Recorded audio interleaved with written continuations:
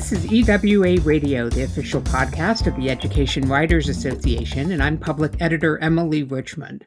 What if the most popular colleges were the ones that did the best job of turning out graduates who ended up in meaningful careers that paid well and contributed to the public good, all without saddling them with a lifetime of student loan debt?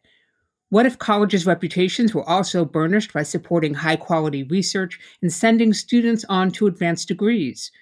Far from a fantasy land, many post-secondary institutions are already meeting these lofty benchmarks, and they're topping the list of the Washington Monthly magazine's annual college rankings.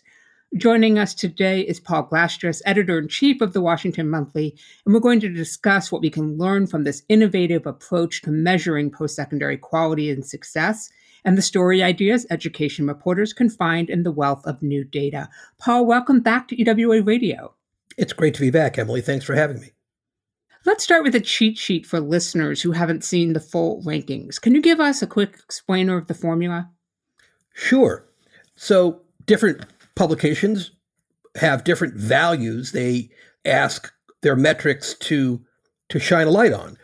The values that we are looking for in colleges, we think are the values that, frankly, most voters would have and want from the hundreds of millions of taxpayer dollars, hundreds of billions of taxpayers' dollars that get spent on higher education. And we say there's really three buckets of those. The first bucket we call upward mobility. Are the colleges providing reasonably priced degrees to students of modest means that then mean something in the marketplace? They bring in a decent income. The second bucket we call research. And by that we mean, are the colleges creating the scholarship and the scholars that drive economic growth and human betterment? And we measure that in different ways. And then the third bucket is we call service. And what it really is a measure of whether colleges are encouraging their students, training their students to become active members in a democracy. Because if you look at the founding documents of almost any college in the country, you're going to find that value, sort of preparing students for activity in a democracy, right there. And so we measure that in different ways, like whether they participate in ROTC or go on to the Peace Corps or AmeriCorps or become teachers or social workers, or whether they vote in elections. So those are the three buckets. And it kind of is a very different set of measures from kind of the classic rankings that you see in, say, U.S. News and World Report. The rankings are different in a lot of other ways, too, and one is in some of the groups that you assign them. And, for example, there's the best overall liberal arts college, the best overall public university, private. But then you also are looking at things like what you call bang for your buck and what I would describe sort of as the return on the investment. So what are you getting out of that education comparative to the amount of money that you have to put in? And there's some surprises on that list. Historically, Black colleges and universities, known as HBCUs, don't get enough positive press for being academic powerhouses. Let's talk about why Elizabeth City State University in North Carolina is number 2 on your list of bachelor's degree colleges and number 12 on best bang for your buck among the Southeastern institutions. Well, look, Elizabeth City State's a really interesting college. They've always done well for many, many years on our rankings. They're a small public HBCU in a somewhat rural part of North Carolina. The state of North Carolina is part of the reason. North Carolina has traditionally invested tax dollars in, significant tax dollars in its universities. So the universities in North Carolina generally are pretty good bargains. Elizabeth State is an astonishingly good bargain for students whose families earn the median income or below annual income.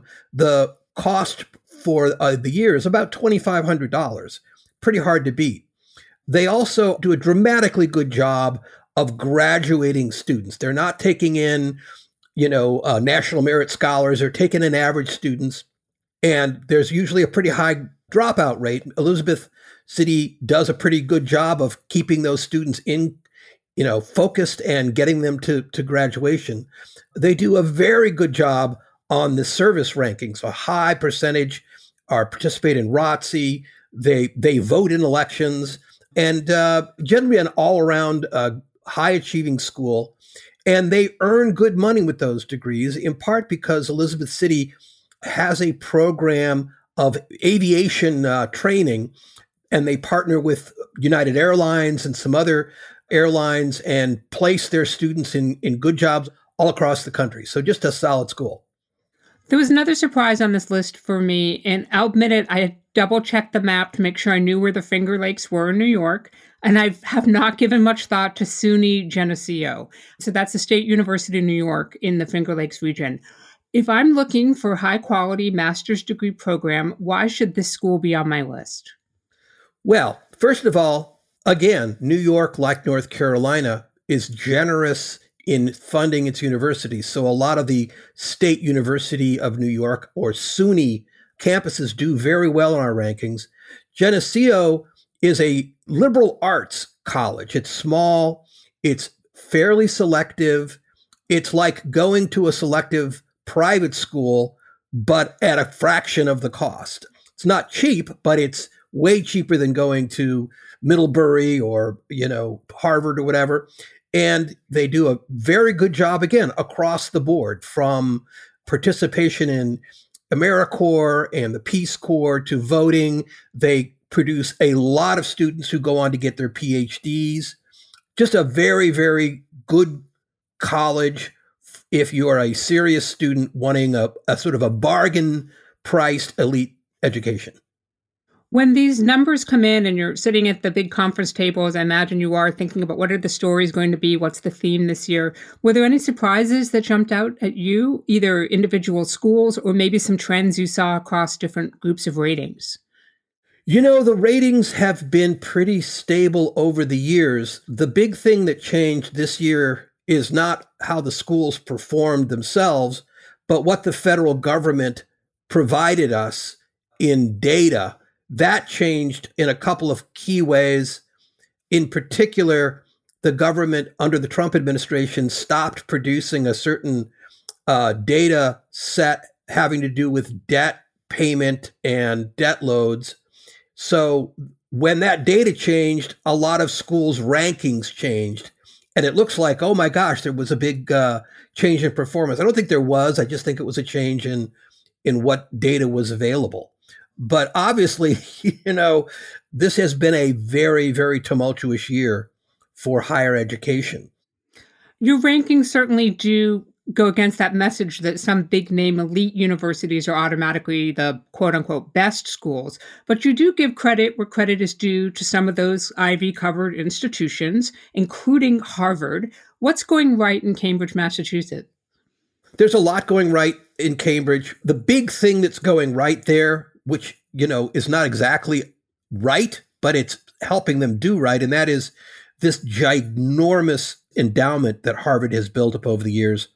It is so large that Harvard can afford to cover more or less the entire cost of an education for students of modest backgrounds. And that helps them do very well indeed on our rankings.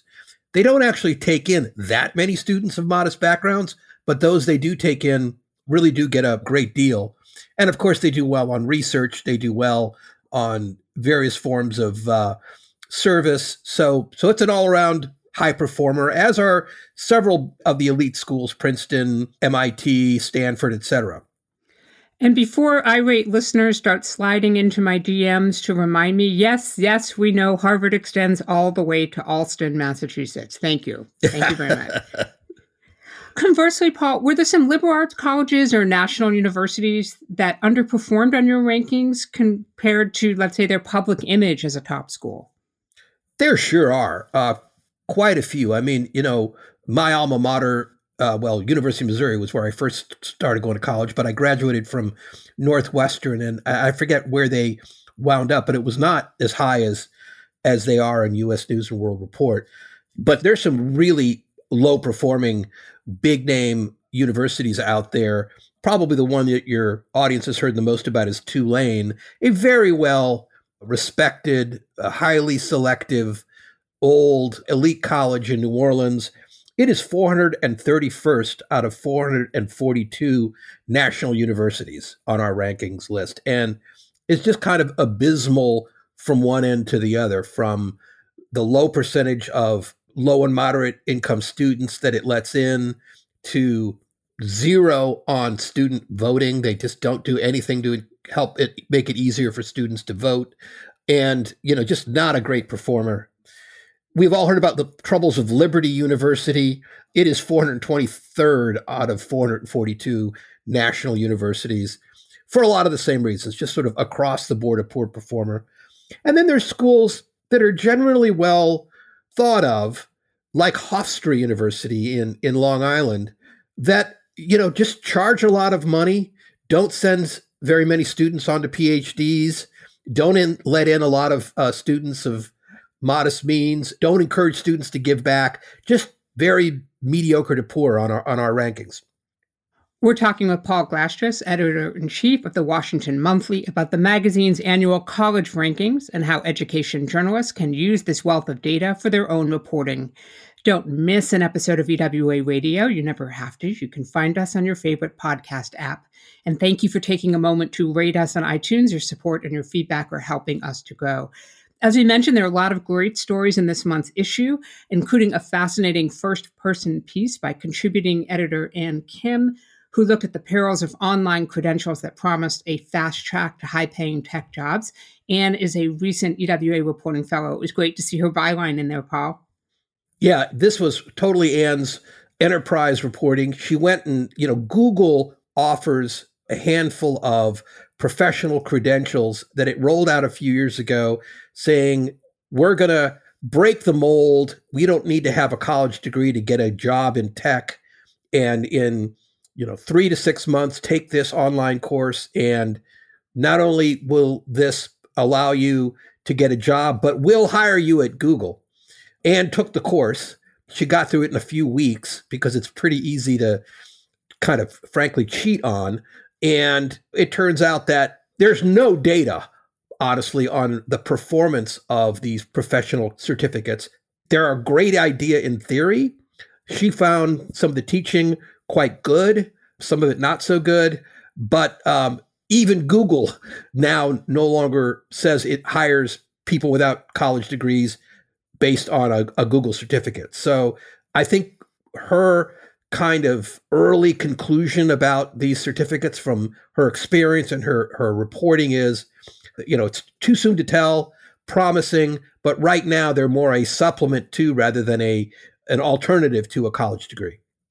In addition to following Ann's lead on that story, there are some other ideas in here for higher education reporters, including a new data set that I haven't seen, and that is rankings on the Board of Trustees to see how closely they reflect the student populations that they serve.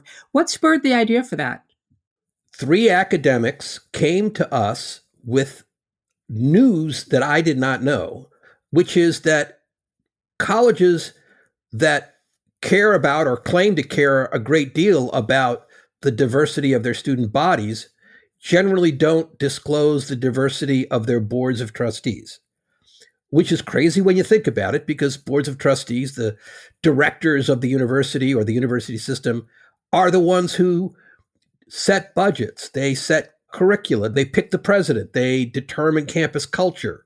And it kind of logically follows that if the board of directors doesn't look like the student body probably isn't going to have, it's not going to be getting the feedback that it needs to serve those students. So these 3 academics came to us and said that they wanted to build a database and take a look at what the correlations might be between diversity and quality.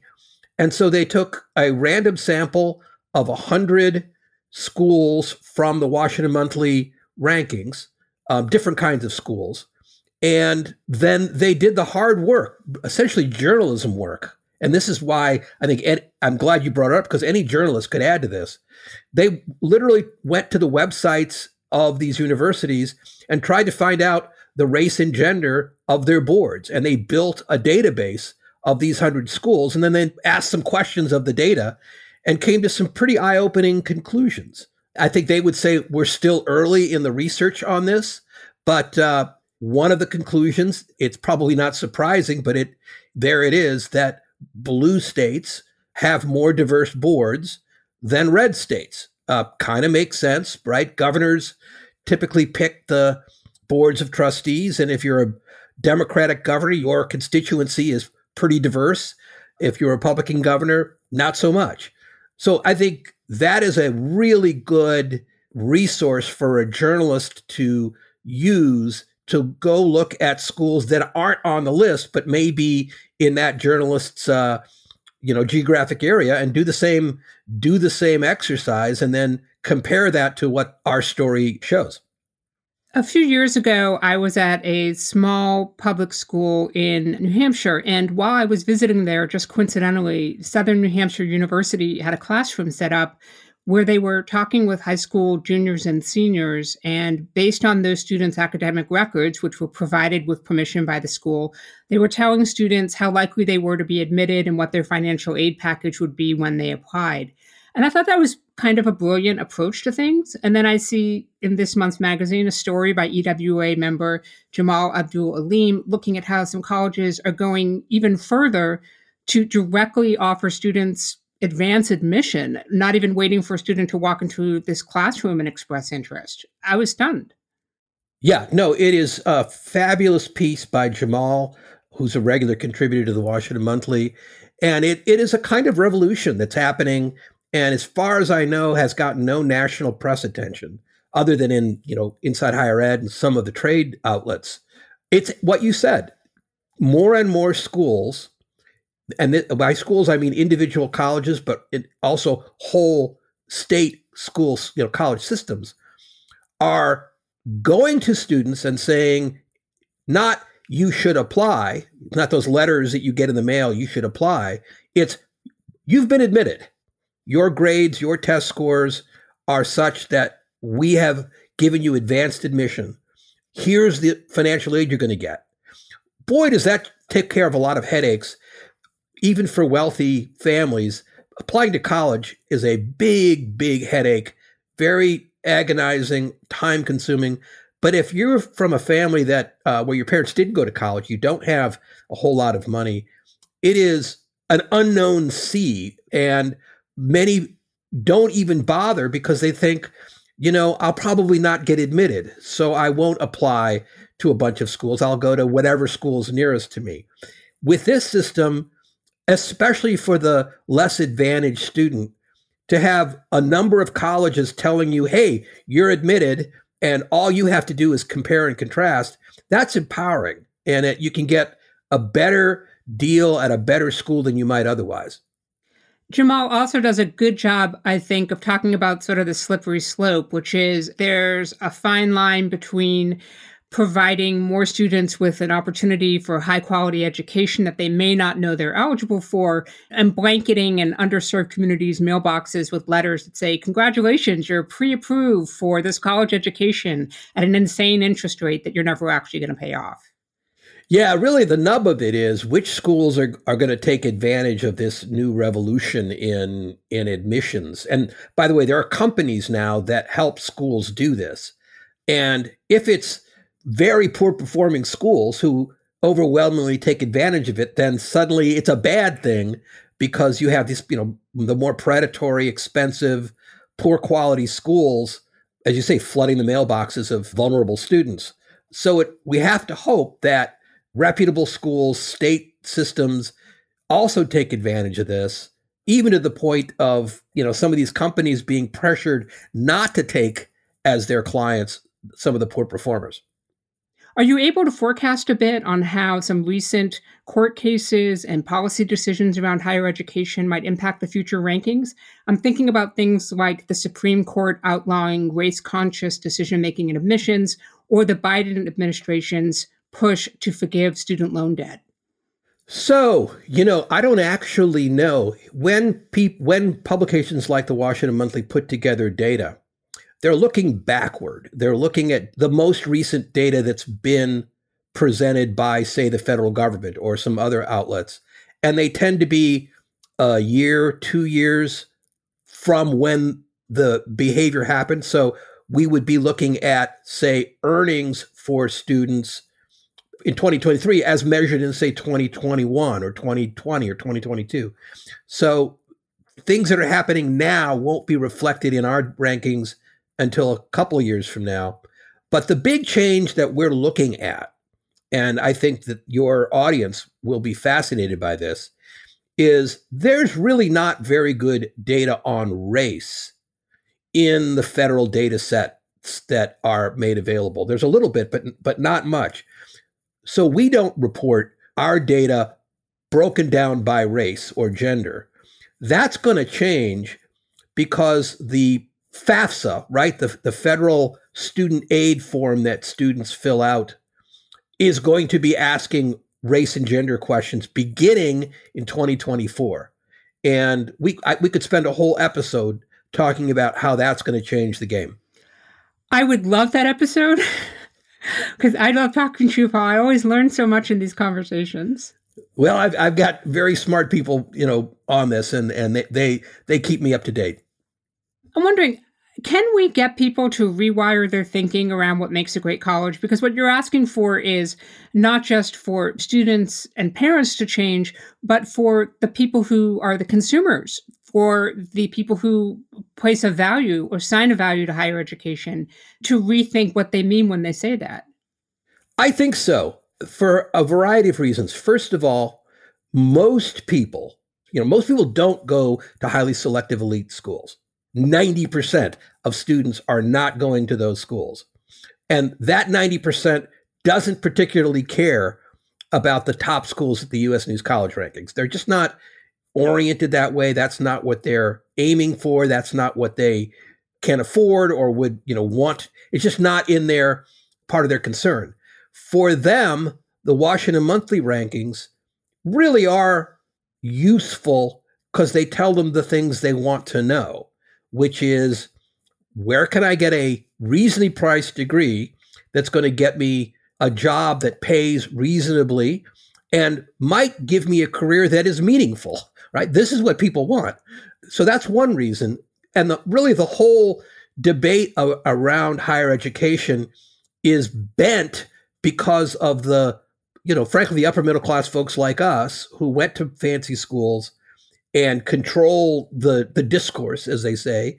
And, the New York Times and the Atlantic and, all the elite press, they want to read about and write about the schools they went to. And so that's part of why these schools have outsized power. But the other thing I'd say is there's a lot of pressure being put on higher education right now. We talked about the conservative attacks on higher ed. And as much as I think a lot of that is opportunistic and quite ridiculous, at the same time, they're tapping into a sense from average Americans that colleges haven't served their communities, haven't served them, that they're wasting a lot of tax dollars on courses and work that isn't in the public interest. So there's a lot of pressure being put on colleges to show that they are providing value in terms of degrees that mean something in the market and in terms of work that benefits the country and the community. Again, that's what the Washington Monthly measures. So I just think we're moving in a direction that colleges are going to want to show themselves to do well on these more communitarian and egalitarian metrics. And you see dozens of colleges this year dropping out of the U.S. news system, no longer willing to cooperate. And I think that's an early sign. What's next for the rankings? Is there a metric you'd like to add? I'm curious if you've thought at all, especially given the conversation we've had around academic freedom. That's something that could be measured, how vulnerable the school is potentially to having academic freedoms curtailed, or what's happened in the last year related to that. That is a really good question. We're constantly looking for new data. The problem is you need to have a data set that is reliable and is reported by virtually all colleges and universities. Because what we don't do, Emily, is we don't send out letters to colleges saying, here, fill out this survey. That's how U.S. News does it. It's expensive, it's time consuming, and it's very easily gamed. So U.S. News has gotten into a lot of trouble because colleges have been cheating on their data. We don't do that. We use publicly available data in part to avoid that problem. And so the question is there comparable data that's broad enough that on academic freedom that we could use? And I don't know the answer to that. Paul, is there a story that you'd love to see education reporters tackling coming out of these rankings, something that you just haven't seen that you feel like they could just go do tomorrow? The story that I think all of your listeners could do pretty easily, and we would be happy to help with, is take a compass, draw a circle around your town or city of 200 miles. In that circle are going to be a dozen, 2 dozen, 3 dozen, 4 dozen colleges and universities. Use our rankings, use anybody's rankings. Money Magazine has them, US News, others have them. But if you use our rankings, we can help you. And do a metro ranking, do a regional ranking of the schools in your area for your readers, your listeners, your viewers. Because the vast majority of people who go on to post-secondary education are not moving away from where they live. They're going to travel 100 miles, 50 miles. They're professional people who are working. They've got jobs. They've got families. They're going to commute to and from the class. So to know what the quality and value of the institutions of higher learning in one's geographic area are rated would be a terrific, I think, service to your audience. Paul Glastris is editor-in-chief of the Washington Monthly Magazine and joined us from his office in Washington, D.C. Paul, thank you for making time for EWA Radio. My pleasure, Emily. Thank you for having me. And that wraps up another episode for us. If there's a story or a reporter you want to learn more about, drop us a line with radio@ewa.org. The mission of the Education Writers Association is to strengthen the community of education journalists and improve the quality of education coverage. For 76 years, EWA has helped reporters get the story right. Have a great week, take good care of yourselves, and thank you for listening.